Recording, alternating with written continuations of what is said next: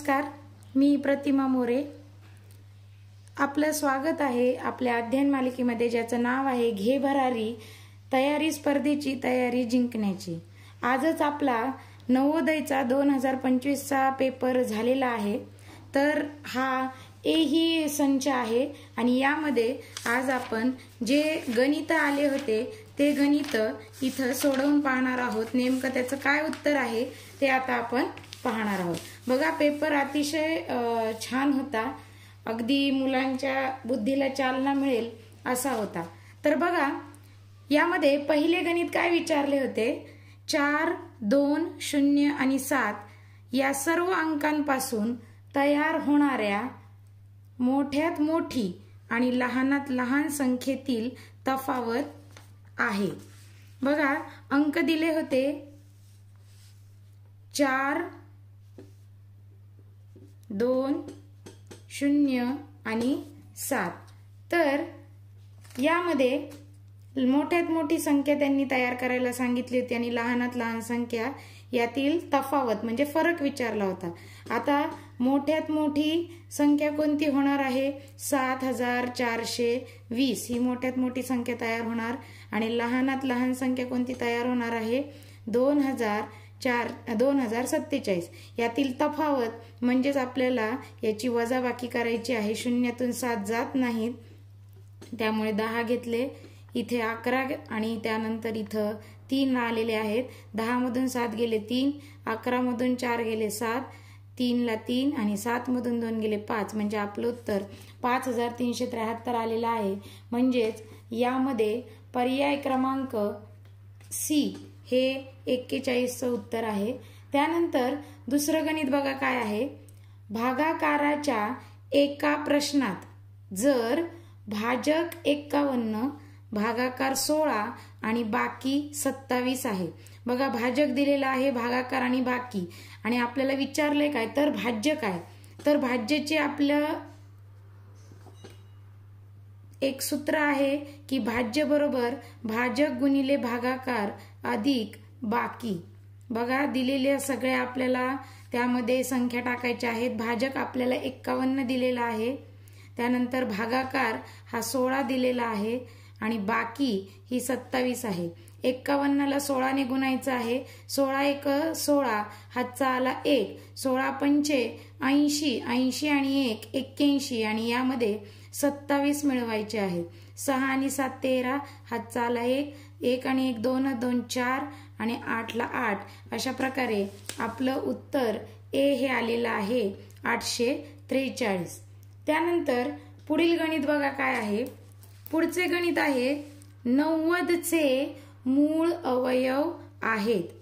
आता बघा, मूळ अवयव काढण्यासाठी आधी आपण आता या 90ला 2 ने भाग देऊया. शेवटी 0 एकक स्थानी असल्यामुळे 2 ने नक्कीच भाग जाईल.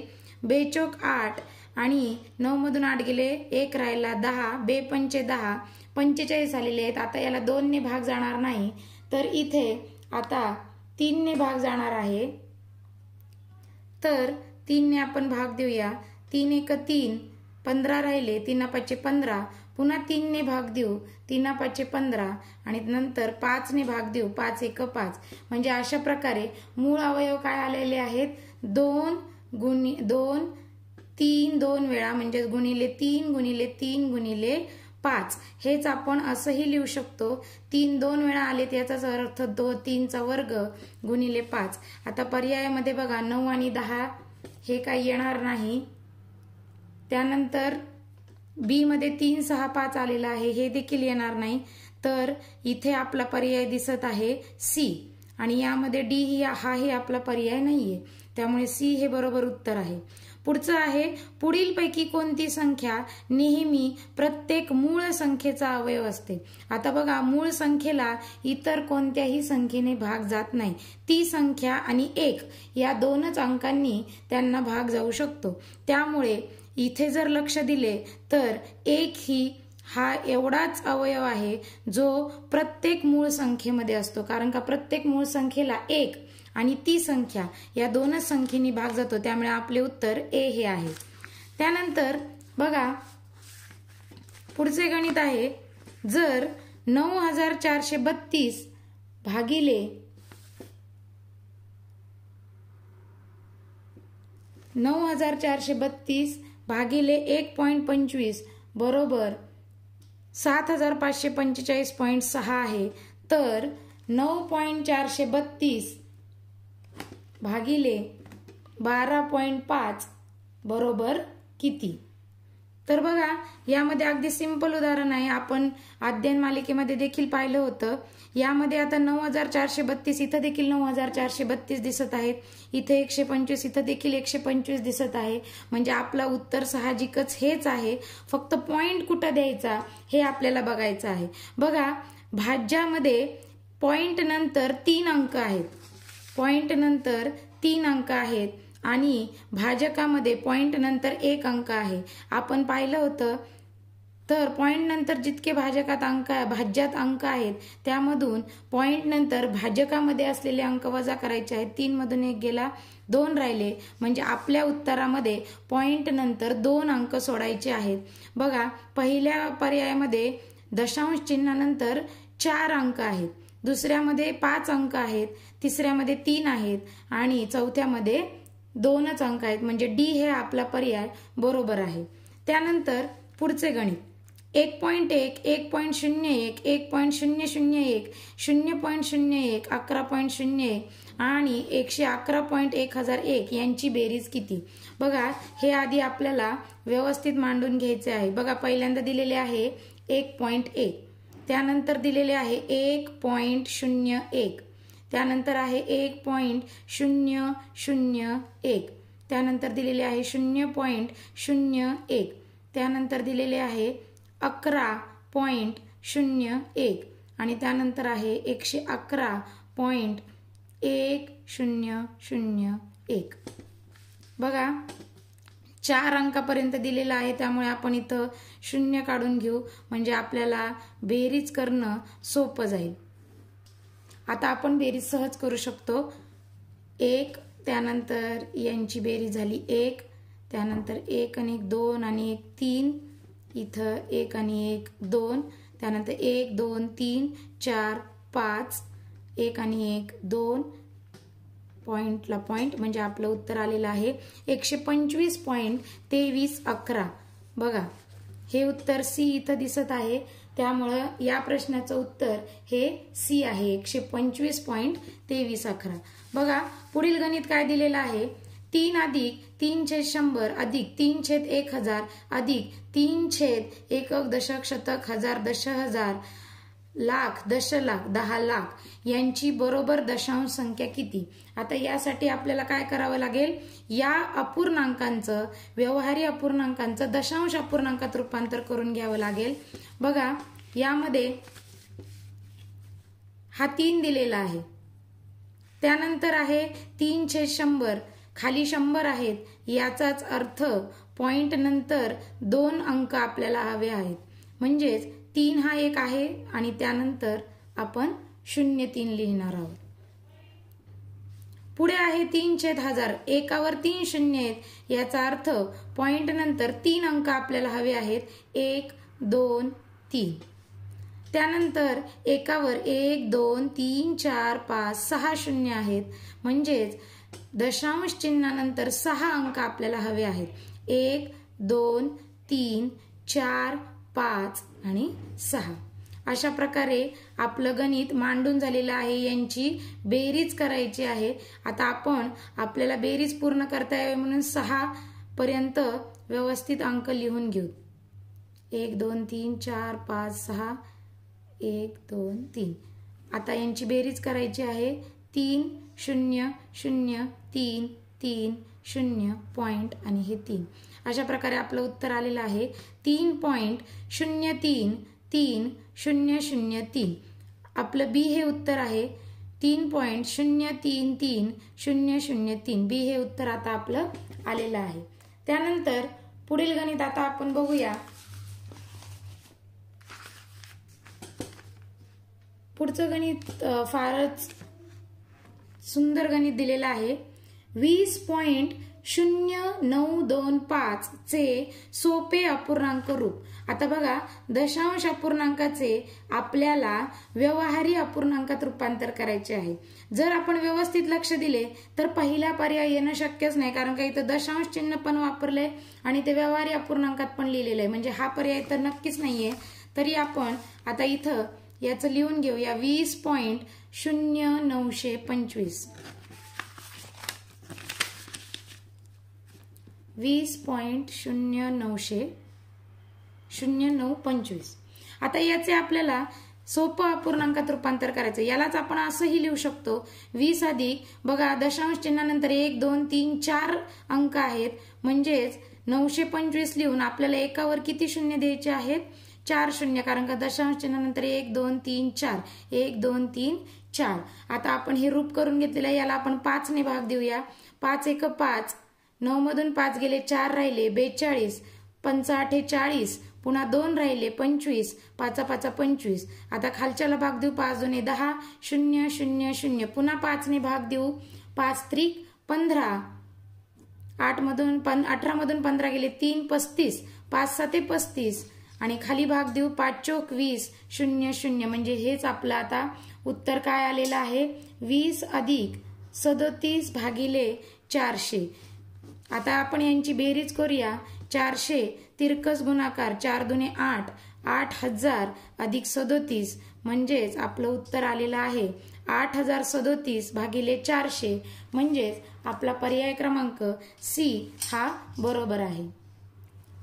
जर गणित व्यवस्थित वाचलं तर आपल्याला अतिशय व्यवस्थितरित्या सोडवता येतं. आता आपण पुढचं गणित पाहूया. प्रत्येकी 300 मिलीलिटरच्या 17 पाण्याच्या बाटल्या आणि प्रत्येकी 130 मिलीलिटरच्या ज्यूसच्या 30 बाटल्या एका जगमध्ये रिकाम्या करण्यात आल्या आहेत. जगमध्ये एकूण किती लिटर द्रव आहे?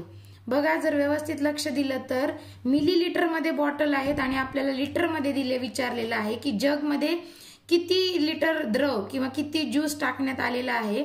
तर पाण्याच्या बाटल्या किती होत्या? 17 होत्या आणि प्रत्येक बाटली 300 ml होतं. याचाच अर्थ इथं काय करायचं आहे, 300 ला आपण 17 ने गुणूया. 17 0 0, 17 0 0, 17 3 51, 5100 मिलीलिटर पाणी आहे. आणि आता त्यानंतर ज्यूसच्या किती 30 बाटल्या होत्या आणि प्रत्येक बाटलीत 130 ml होतं. त्यामुळे 130 गुणिले 30 ज्यूसच्या बॉटल होत्या, म्हणून गुणिले 30 करायचं आहे. 30 0 0, 30 3 90, हातचे आले 9, 30 1 30 आणि 9 39, म्हणजे 5100 मिलीलिटर पाणी आहे आणि जग मध्ये ओतलेला आणि ज्यूस 3900 मिलीलिटर. आता या दोघांची बेरीज आपल्याला करायची आहे. 5100 अधिक 3900, 0 ला 0 0 ला 0, 9 1 10, 5 1 6 आणि 3 9. आता हे 9000 मिलीलिटर इतकं द्रव्य आपल्या जग मध्ये आहे, परंतु आपल्याला लिटर मध्ये कन्वर्ट करायचं आहे.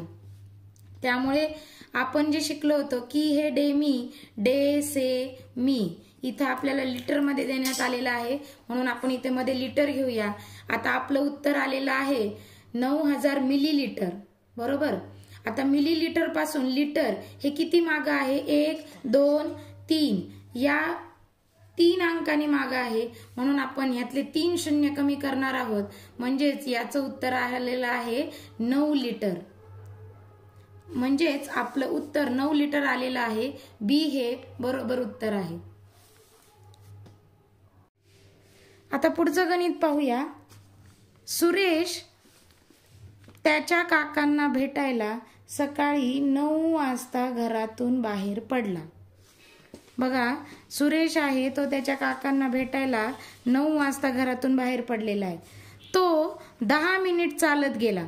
10 मिनिट चालत गेला म्हणजे 9 वाजता निघाला होता, तर 9 वाजून 10 मिनिटापर्यंत तो चालत होता. 1 तास 5 मिनिट बस मधून गेला. म्हणजे बघा, 1 तास 9च्या पुढे 1 तास म्हणजेच 10 वाजून 10 मिनिट आणि पुन्हा त्याच्यामध्ये 5 मिनिट म्हणजे 10 वाजून 15 मिनिटांपर्यंत तो बस मधून गेला. आणि शेवटी 15 मिनिटं चालत काकांच्या घरी पोहोचला. 10:15 बसमधून तो उतरला आणि 15 मिनिटं चालत गेला. म्हणजे 10:30 वाजता तो काकांच्या घरी पोहोचला. तो त्यांच्या घरी 3 तास 20 मिनिटं थांबला. म्हणजे बघा, जर याच्यामध्ये आपण 3 तास ऍड केले तर म्हणजे 11:30, 12:30 आणि 1:30 हे झाले आपले 3 तास. आणि 3 तासामध्ये अजून 20 मिनिटं म्हणजे 1:50 तो काकांच्या घरी थांबला. आणि बघा, संध्याकाळी 3:30 वाजता घरी परतला तर परतीच्या प्रवासात त्याला किती वेळ लागला. आता बघा, 1:50 तो काकांच्या घरी होता आणि तो 3:30 घरी पोहोचला. म्हणजे बघा, आता आपल्याला 1:50 पासून ते 3:30 अवधी मोजायचा आहे. 1:50 म्हणजे 2 वाजायला किती वेळ आहे? 10 मिनिट आहेत. हे 10 मिनिट आणि त्याच्यानंतर 2 ते 3 हे 60 मिनिट झाले. म्हणजे 1 तास झाला. हा 1 तास, हे 10 मिनिट आणि वरचे 30 मिनिट म्हणजे एकूण किती? 2 वाजायला इथं 10 मिनिट, हा 1 तास म्हणजे 1 तास 10 मिनिटं आणि पुढचे 30 मिनिटं म्हणजे 1 तास 40 मिनिट एवढा वेळ त्याला परतीच्या प्रवासाला लागला. म्हणजे आपलं उत्तर सी हे आहे. त्यानंतर बघा, आपलं पुढचं गणित आपल्याला पाहायचं आहे. पुढचं गणित आहे, पदावली दिलेली आहे, ही आपण सोडवण्याचा प्रयत्न करूया. बघा, 8 वजा कंसात 18 वजा कंसात 16 वजा पुन्हा कंस 5 वजा 4 वजा 1. तर यामध्ये त्यांनी आधी सांगितलेलं आहे की काय सोडवायचं आहे. तर 4 वजा 1 वर त्यांनी रेष आडवी मारलेली म्हणजे हे सोडवायचं आहे. 4 वजा 1 म्हणजे उत्तर आलेलं आहे 3. 5 वजा 3 म्हणजे या कंसाचं उत्तर आलेलं आहे 2. पुन्हा 16 मधून वजा 2 म्हणजे याचं उत्तर आलेलं आहे 14. 18 वजा 14 याचं उत्तर आलेलं आहे 4 आणि 8 वजा 4 म्हणजे उत्तर आलेलं आहे 4. तर ही पदावली सोडवल्यानंतर 4 हे उत्तर येतं.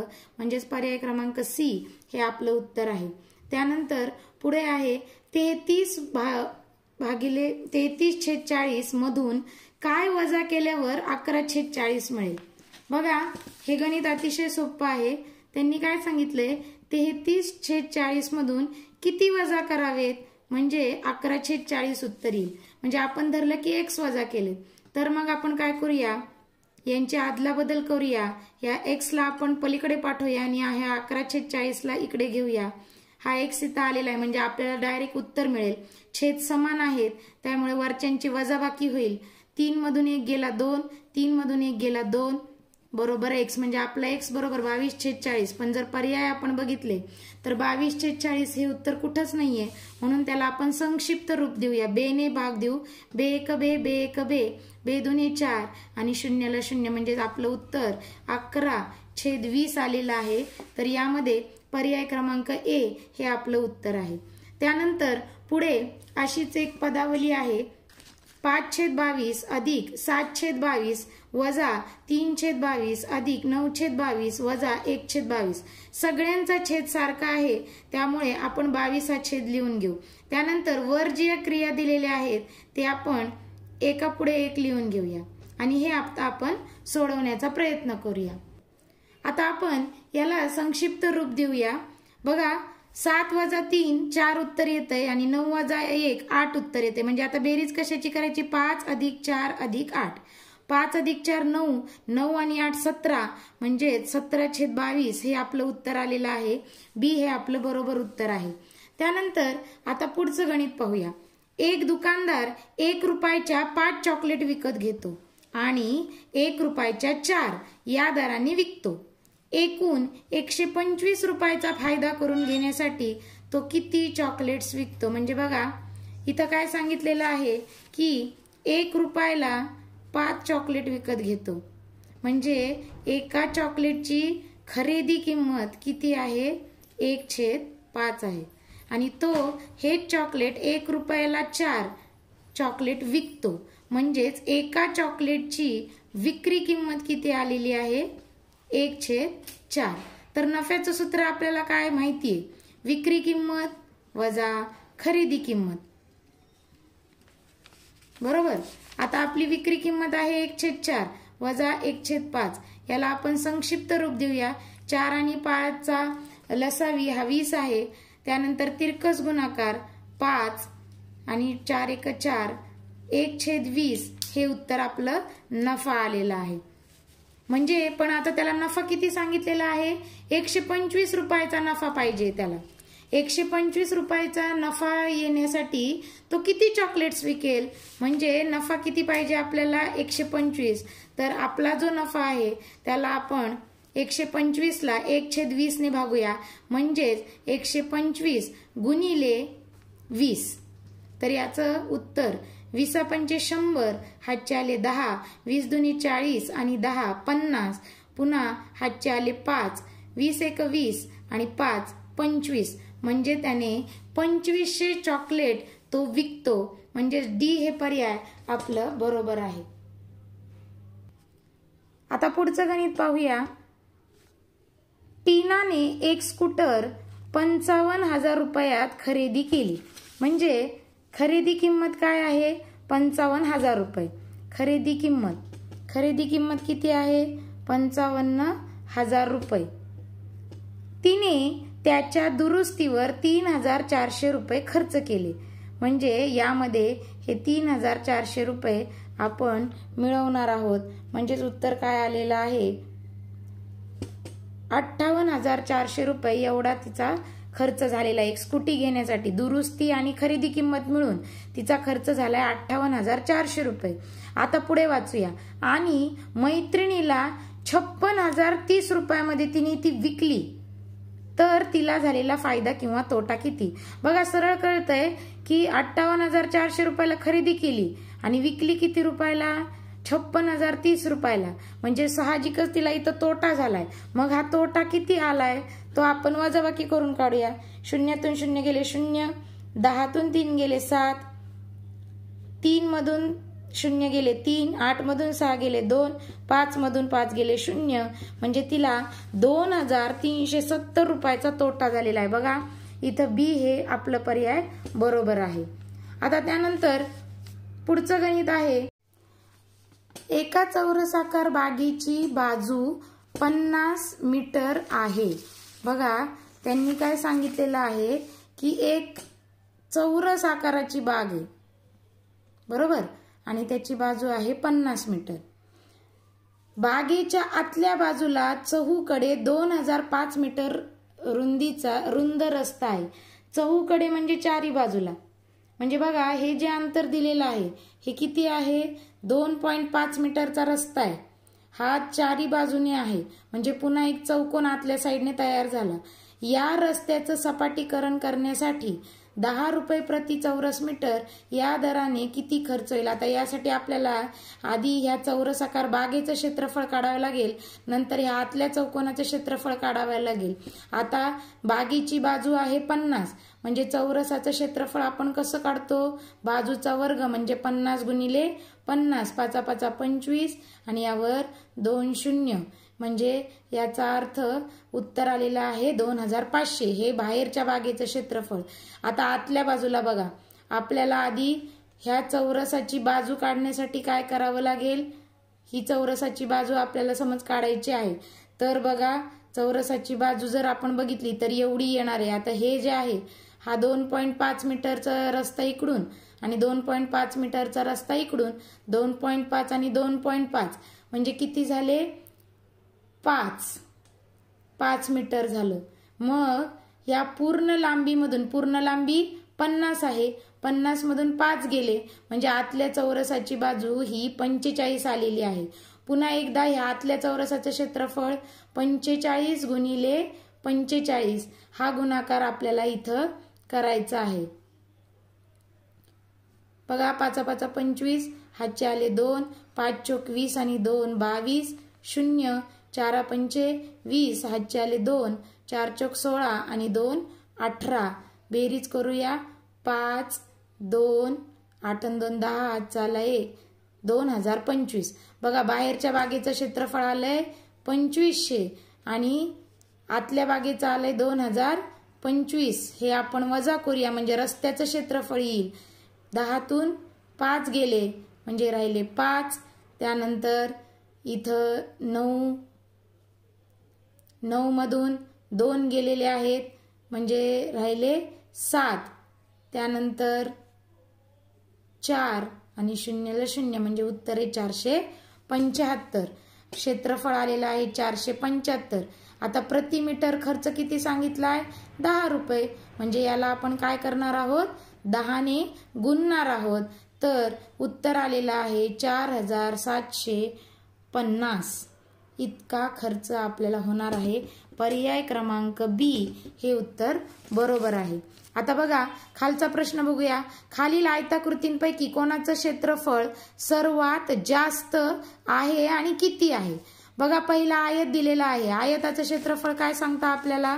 लांबी गुणिले रुंदी. पहिल्या आयताचं बघू आपण. लांबी आहे 18 आणि रुंदी आहे 10 म्हणून 18 10 180.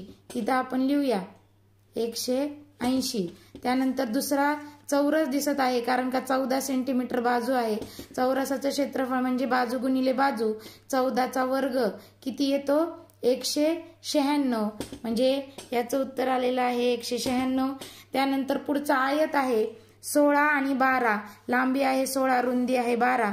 पुन्हा एकदा 16 गुणिले 12. 12 सक 72 हातच्याले 7.